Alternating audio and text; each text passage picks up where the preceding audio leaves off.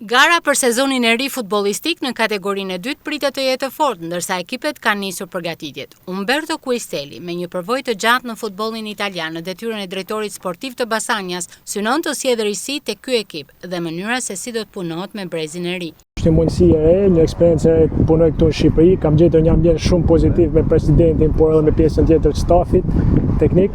Ekipi është një ekip i ri, besoj se do rritet dhe unë e shoh si një rritje në karrierën time dhe një eksperiencë të re për të rritur po ashtu edhe unë me ta. Uroj të sjell diçka nga ajo çfarë kam kaluar ndër vitet e mia.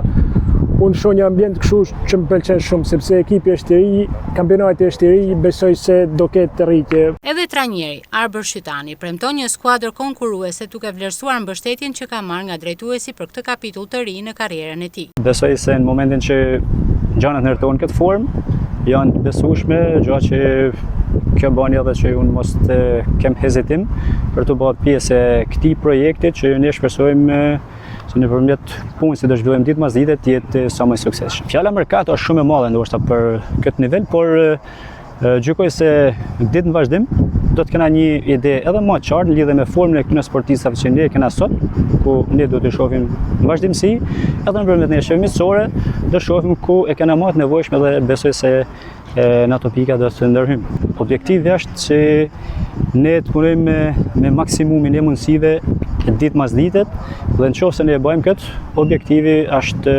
lehtësisht i lehtësueshëm në fund.